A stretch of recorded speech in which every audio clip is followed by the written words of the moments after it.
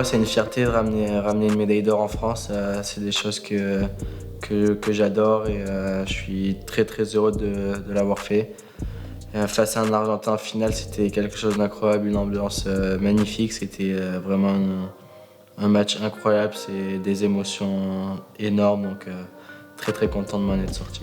Déjà, avant de partir aux Jeux Olympiques, j'étais un peu en vacances pour récupérer, puis je devais avoir 2 semaines. Et au final, avec mon entraîneur, on a décidé de prendre une semaine pour faire un tournoi, préparation, on va dire, et ça a plutôt bien fonctionné, j'ai très bien joué. Donc je suis parti en Argentine en étant prêt, donc je savais que j'allais bien jouer. Après, faire un aussi bon tournoi, je savais pas, mais j'ai mis toutes les cartes de mon côté pour bien jouer là-bas. Je suis rentré avant la fin parce que j'avais un tournoi en Chine, un tournoi très important. Donc j'ai pas eu le temps de savourer, on va dire. Mais après, depuis que je suis rentré de Chine, forcément, on a savouré un peu tous ensemble et enfin, c'est important quand même. L'Argentin avait plus de stress que moi, on va dire. Mais enfin, forcément, j'étais un peu tendu, mais ça allait. J'étais dans mon match, donc j'ai essayé de faire abstraction de tout ça. Mais c'est sûr, un peu de stress quand même, mais du bon stress. C'était plutôt une surprise. Il y avait un autre Argentin qui était vraiment très bon, qui a perdu en quart de finale. Et c'était une petite surprise de le voir en finale. Donc je partais en tant que favori. Donc une petite pression, mais j'ai joué libéré, j'ai joué mon tennis, j'ai pas essayé de me prendre la tête, donc enfin, ça a fonctionné, donc je suis content pour ça. Déjà avec Marc, on se connaît depuis très très longtemps. On s'est connus à l'âge de... j'avais 6 ans. 6 ans. 6 ans. Donc ça fait un bon bout de temps, donc content de partager des moments comme ça avec Marc et j'espère que ça va pouvoir continuer longtemps. L'année a été quand même exceptionnelle en termes de tournois, en termes d'expérience, en termes de voyage, en termes de rencontres. Il y a eu des moments juste fantastiques cette saison. Et celui qui me reste en tête, je pense que Hugo aussi, vraiment l'Open d'Australie, où il était arrivé avec quand même un palmarès derrière lui. Donc il avait gagné l'Orange Bowl, qui est un tournoi très important. Donc il est arrivé non pas avec une étiquette de favori, mais il faisait partie des favoris de cette compétition. Et en quart de finale, il joue contre un très bon joueur, un match très dur, mais d'un très bon niveau.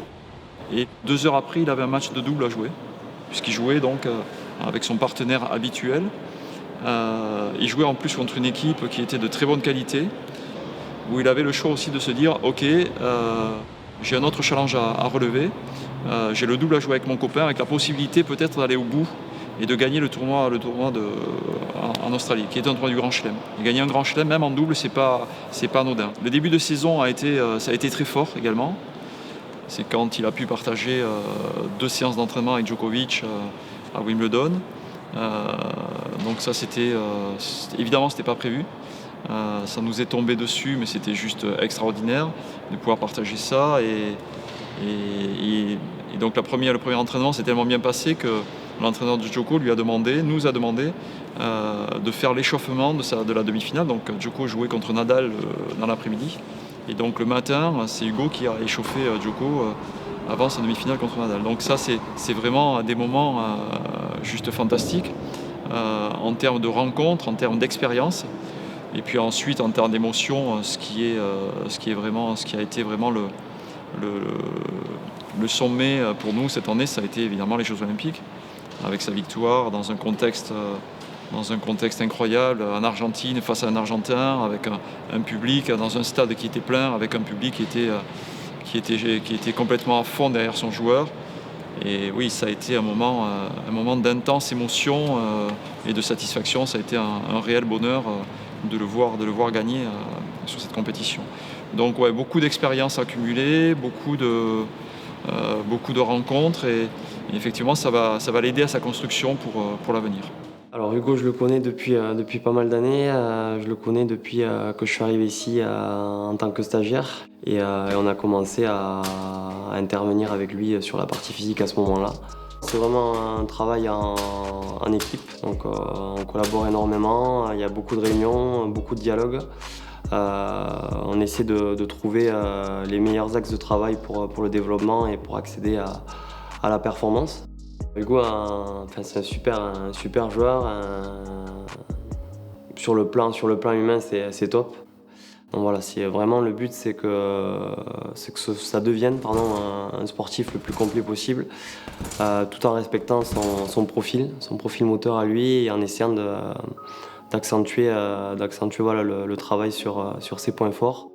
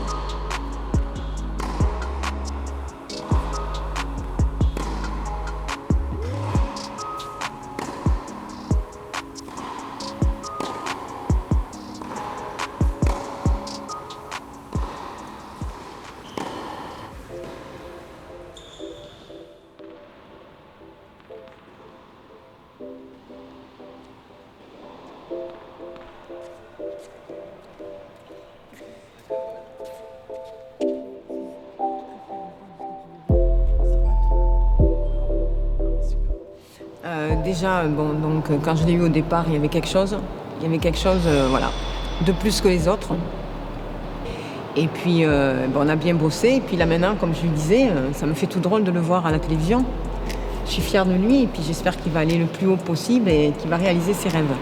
Un conseil, qu'il croit en ses rêves, qu'il se batte et qu'il aille le plus haut possible. Il a tout dans sa raquette. Moi, je crois en lui. Ça faisait longtemps qu'on ne s'était pas vu et ça me fait très plaisir qu'elle ait fait le déplacement.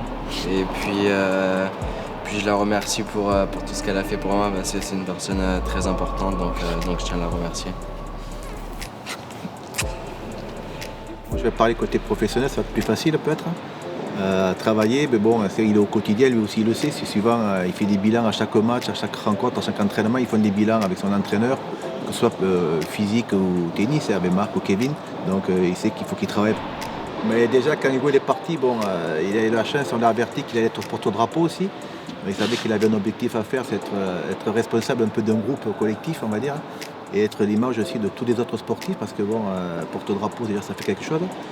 Et après on savait que tennistiquement, il était parti dans son optique, mais comme tous les champions, de ramener une médaille. Porter déjà le t-shirt, le polo équipe de France, c'est son rêve de tout le temps. Il savait qu'il avait une grosse mission à faire, il était motivé, il s'était vraiment préparé pour cette épreuve-là. Mentalement surtout. Parce que tennistiquement, il savait que ça pouvait faire, parce qu'il jouait très très bien à ce moment. Mais mentalement, il s'était vraiment préparé pour essayer de faire le maximum pour pouvoir ramener une ou deux médailles. Ce qu'il a fait. Il a ramené 3 médailles. Non, je dirais pas que c'est l'enfant parfait, mais bon. Pas loin. Ça va, on va pas se plaindre. Je souhaite à tous les parents d'avoir les mêmes enfants, c'est pas un problème. Hugo aime cette atmosphère-là, il aime être en groupe, il aime tous les sports en général, donc il était vraiment dans un univers qui lui convenait parfaitement et je pense que ça l'a aussi beaucoup aidé. Il tenait vraiment à cœur, ça lui prêtait à cœur de ramener une médaille et bon, il a pu ramener la plus belle pour lui, pour le simple, donc c'est fantastique pour ça. Ça l'a pas bloqué, ça l'a pas dérangé. Il s'est régalé, il s'est plu et c'était son monde, son univers. Donc, comme quoi, quand on veut quelque chose, on se donne les moyens de pouvoir obtenir. On verra pour la suite, mais pas de raison. Et moi, par rapport à Hugo, déjà, je suis en deuxième plan. Je ne veux pas trop interférer, lui mettre de pression. Donc moi, ce sur quoi je veille essentiellement, c'est à ce que les entraîneurs aient tous les moyens pour fonctionner, pour l'amener dans les tournois qu'il a besoin de faire. Donc il a à sa disposition un entraîneur particulier avec un programme qui qui est aussi validé par la Fédération française, par la DTN, Direction Technique Nationale, qui rassemble les meilleurs joueurs. Hugo a choisi de rester s'entraîner à Toulouse. Le fait de rester ici à Toulouse avec ses entraîneurs habituels, son camp d'entraînement c'est Toulouse, je crois que pour lui c'est un bon équilibre. Si on revient sur le titre des JO, c'est une super performance. Il fait médaille d'or, 2 médailles de bronze, en double mixte, médaille d'or en simple. Il finit la saison 2e junior mondial. Donc pour nous, Ligue, c'est une belle récompense. C'est en plus un très bon moyen de communication. Mais je crois que pour nous, c'est surtout, ça nous engage pour l'avenir. Fort de cette expérience, on va essayer pour lui de tout mettre en œuvre pour que ça se passe bien, avec toujours l'entraîneur dédié et avec des moyens pour voyager. Parce que le tennis, c'est pas un match à domicile, un match à l'extérieur toutes les semaines, c'est le tour du monde en permanence.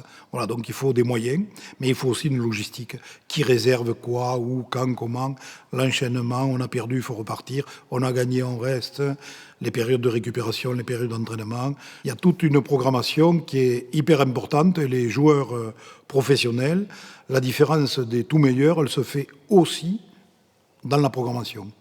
Moi, j'ai plutôt un rôle de surintendant. Je vois ça derrière. Et par contre, j'ai une relation de proximité avec lui. Mais sans mettre de pression, de temps en temps, je envoie un petit SMS. Vas-y Hugo, c'est bon, t'es en demi, t'es en quart. Plus qu'un match, donc c'est assez sympa. C'est très rapide, mais on se comprend. Et il y a une vraie complicité, bien qu'il y ait une grande différence d'âge. Mais c'est un gamin formidable, attachant, et qui a beaucoup de maturité dans son sport.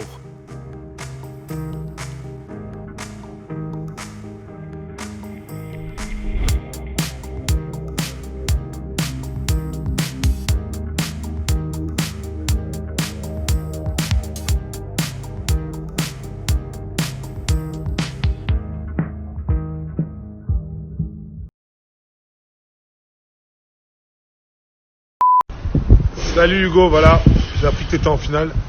Je suis de tout cœur avec toi, on te porte drapeau. Tu sais ce qu'il te reste à faire, ramener l'or. Alors à toi de jouer. À bientôt, ciao.